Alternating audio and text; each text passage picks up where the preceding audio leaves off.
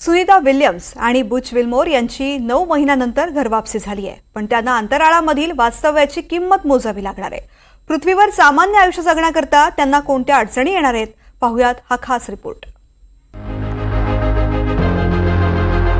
Sunita Williams अमेरिकेत परतताच भारतातूनही जल्लोष केला गेला.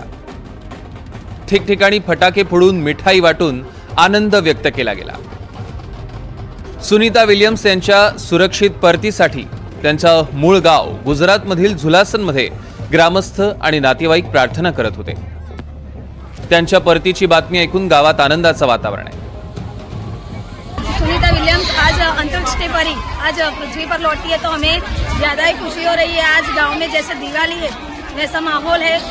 लड़कियों के लिए उन्होंने एक प्रेरणा स्रोत है, इंस्पिरेशन बोल सकते हैं वैसा है. उन्होंने एक बात साबित की है कि जो आप में आत्मविश्वास हो तो आप कुछ भी कर सकते हो. मात्र या सगळ्यात भारतीय वंशाची अंतराळवीर सुनीता विल्यम्स हिने महिला अंतराळवीर म्हणून एक रेकॉर्ड केलाय.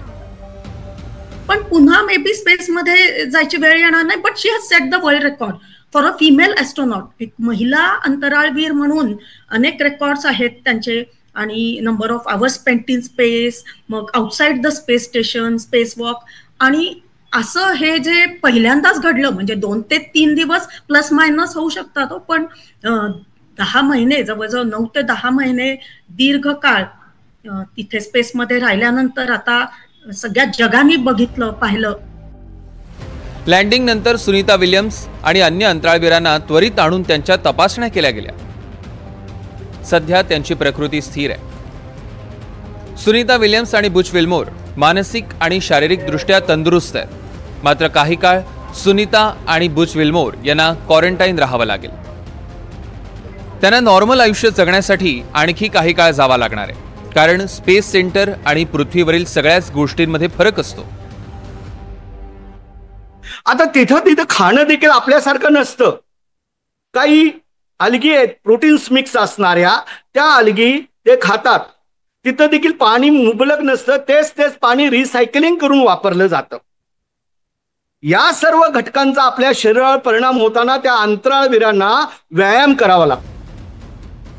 अंतराळवीर अंतराळातून परतताना बॅक्टेरिया, पॅरासाइट आणि दूषित वायू त्यांच्यासोबत घेऊन येतात. यामुळे इन्फेक्शन होऊ शकतं. त्यामुळे त्यांना काही दिवस विश्रांतीसाठी क्वारंटाईन केलं जातं आणि त्यानंतर मग पुढचा टप्पा सुरू होईल. पृथ्वीवर परतणाऱ्या अंतराळवीरांना अनेकदा उभं असताना चक्कर येते, कारण कानाच्या आत असलेला व्हेस्टिब्युलर हा अवयव मेंदूला गुरुत्वाकर्षणाची माहिती पाठवून पृथ्वीवर चालताना शरीर संतुलित ठेवण्यास मदत करतो. त्यात जेव्हा अडचणी येतात तेव्हा त्या स्थितीला ऑर्थोस्टॅटिक हायपोटेन्शन म्हणतात. हे घडण्याचं कारण पृथ्वीवरील गुरुत्वाकर्षण अंतराळापेक्षा जास्त असतं आणि हृदयापासून डोक्यापर्यंत रक्त जाणं अधिक कठीण असतं. म्हणजे इंटरनॅशनल स्पेस स्टेशनवरून येणाऱ्या व्हिडिओमध्ये अंतराळवीरांना हवेत तरंगताना पाहणं मजेशीर वाटतं. मात्र त्यांना पृथ्वीवर गुरुत्वाकर्षणात आल्यावर अडचणी येतात. अंतराळवीरांना पृथ्वीवरील जीवनाशी जुळवून घेण्यासाठी अनेक आठवडे लागतात. तेव्हा त्यांना अनेकदा उभं असताना चक्कर येते. या स्थितीला ऑर्थोस्टॅटिक हायपोटेन्शन म्हणतात. अंतराळवीरांना मळमळणं, चक्कर येणं, बोलण्यात आणि चालण्यात अडचणी येणं यासारख्या आव्हानांना सामोरं जावं लागतं. तर अगदी नेहमीची कामंही सहज करता येत नाही. आपला चेहरा जरी बघितला, या चेहऱ्यावर आपलं नाक आहे, काल आहेत, हे सगळे जे दिसतात बाह्य घटक, हे जिथल्या तिथं आहेत ड्यू टू ग्रॅव्हिटी. आणि ग्रॅव्हिटी जिथं नसतं तिथे केस देखील उभे राहतील, गालांची रचना बिघडेल, डोळ्यांची रचना बिघडेल, नाकांची बिघडेल, आणि आतल्या पूर्ण आपल्या रक्ताभिसरण संस्था, सेल्स आणि सर्व ज्या संस्था आहेत त्यावर ग्रॅव्हिटी शून्यमध्ये आपल्या शरीरावर, त्या अंतराळवीरांच्या शरीरावर मोठा परिणाम होतो. अंतराळवीर सुनीता विल्यम्स आणि बुच विल्मोर यांना आता नासा आपल्या निरीक्षणाखाली ठेवेल. त्यांना हळूहळू एक एक गोष्ट पुन्हा आत्मसात करावी लागेल. जसं एखादं बाळ शिकतं तसंच त्यांना अंतराळात जगण्यासाठी वेगवेगळ्या पद्धतीचं अन्न दिलं जातं. त्याचाही त्यांच्या आरोग्यावर परिणाम झालेला असतो. न्यूट्रिशन युक्त आहार यांच्या मार्फत शरीरावर आता जे परिणाम झालेले आहेत ते परिणाम पृथ्वीवर आल्यावर सगळ्या होल बॉडीचं आता त्यांचं चेकिंग होणार.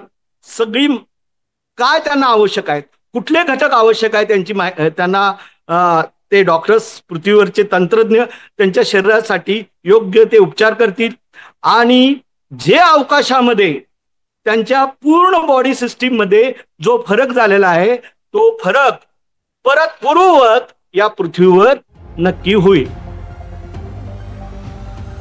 पृथ्वीवर असताना अतिनील किरणांपासून बचाव होतो, पण अंतराळात अशा प्रकारचं वातावरण नसतं.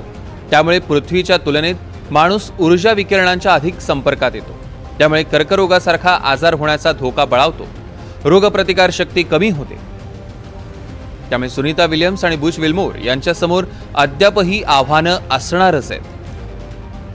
मात्र हे दोघेही अनुभवी अंतराळवीर त्यावर नक्कीच मात करतील, हा विश्वास सगळ्यांना आहे. Bureau report, NDTV Marathi.